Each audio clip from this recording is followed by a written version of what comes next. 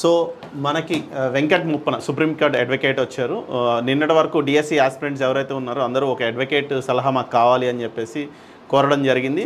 ఈ క్రమంలో మనం వెంకట్ ముప్పన గారిని రిక్వెస్ట్ చేయడము, ఆయన మన కార్యక్రమానికి రావడం జరిగింది. సో అడుగుదాం అన్న, ఇది పరిస్థితి. ప్రజెంట్ సిచ్యువేషన్ ఏంటంటే డిఎస్సి వాయిదా వేయమని కోరుతున్నారు. ఇదే క్రమంలో వీళ్ళు వాయిదా కోసం అని చెప్పేసి హైకోర్టులో పిల్ వేశారు. పిల్ కాదు, వీళ్ళు ఒక ఇదేశారు. సో దాని మీద నెక్స్ట్ ఆగస్టు 28కి వాయిదా పడింది. సో దాని గురించి అభిప్రాయము, మీకున్న సబ్జెక్ట్ అంటే మీ నాలెడ్జ్లో ఏముంది ఒకసారి? ఎగ్జామ్స్ పోస్ట్ పోన్ చేయమని చెప్పి ఎవరైతే ఆస్పిరెంట్స్ ఉన్నారో డిఎస్సికి సంబంధించి వాళ్ళైతే హైకోర్టుని అప్రోచ్ అయ్యారు. అది అందరికీ తెలిసిన విషయమే.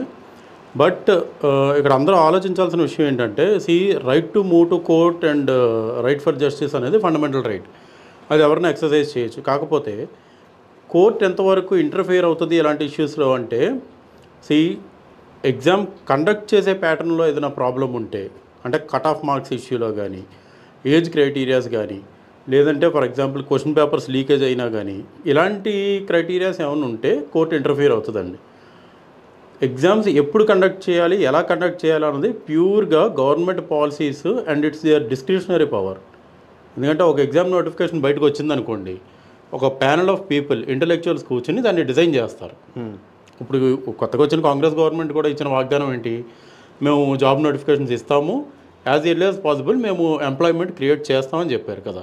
సో ఇప్పుడు కూడా ఈ నోటిఫికేషన్స్ ఇవన్నీ కూడా part and parcel of their promises అనమాట. సో కోర్ట్స్ అయితే నాకు తెలుసుండి ఇంటర్ఫియర్ కావండి. అంటే ఇంటర్ఫియర్ అవ్వాలి అంటే ఎవరికైనా ఇంజస్టిస్ జరిగింది అని ఎస్టాబ్లిష్ అవ్వాలి. We technically call as question of law.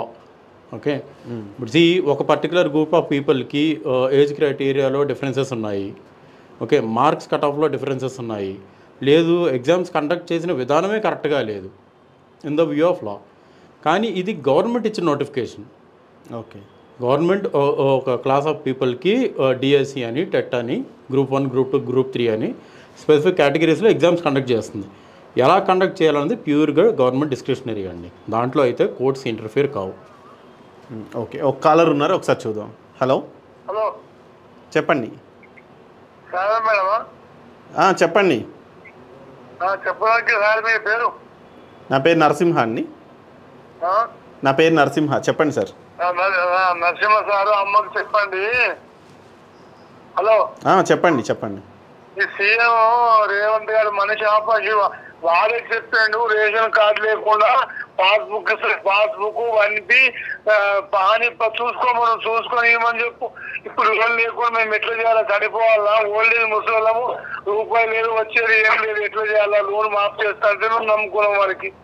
ఇంకెంత 60-70 ఏళ్ళు ఉంది, 1,00,000 కూడా లేదు. లోన్ తీసుకున్నాము, తీసుకున్నాము, మాఫ్ చేసాం. ముందు చెప్పదుగా రేషన్ కార్డు ఇవ్వమంటే ఇప్పుడు 8 నెలల రేషన్ కార్డు ఇస్తున్నారు. అది 13 సంవత్సరాలు అట్లా ముంచిండు. ఇప్పుడు 8 నెలలు మేము బీదలు కింద ముసలమండి, ఎడుకెళ్ళి తెచ్చుకోవాలి. పైసలు ఎట్లా చేయాలా? మీకు ఎంత ఉందండి లోను? మాది ఎంత సార్? 70,000 లోపలే ఉంది. ఓకే, మీకు రుణమాఫీ వర్తించదని చెప్తున్నారా?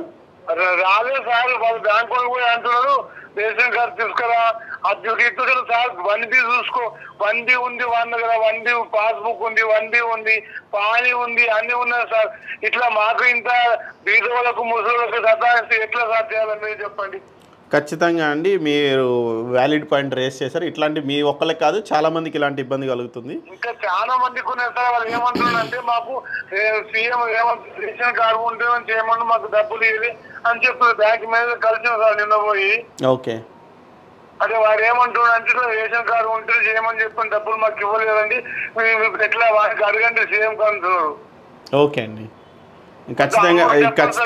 ఖచ్చితంగా నోటీస్లోకి తీసుకుంటామండి. మేము ఎవరికైనా హైయర్ అఫీషియల్స్కి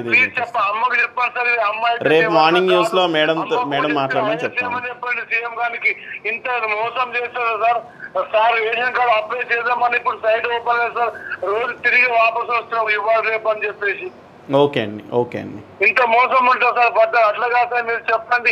70,000 లోపు లోన్ ఉంది, అది తీసుకొని ప్రతి నెల తీసుకొని కడుతున్నాము. ఎకరం భూమి ఉంది, ఇప్పుడు ఎట్లా కట్టాలి సార్? డబ్బులు వాడు ఏమో 10 మంది ఇస్తున్నాడు, క్లోజ్ చేస్తున్నాడు. ఎట్లా మళ్ళీ ఏమనంటే కార్డు అసలు అప్లై చేయమంటే సైట్ ఓపెన్ లేదు సార్. మీకు తెలియదా?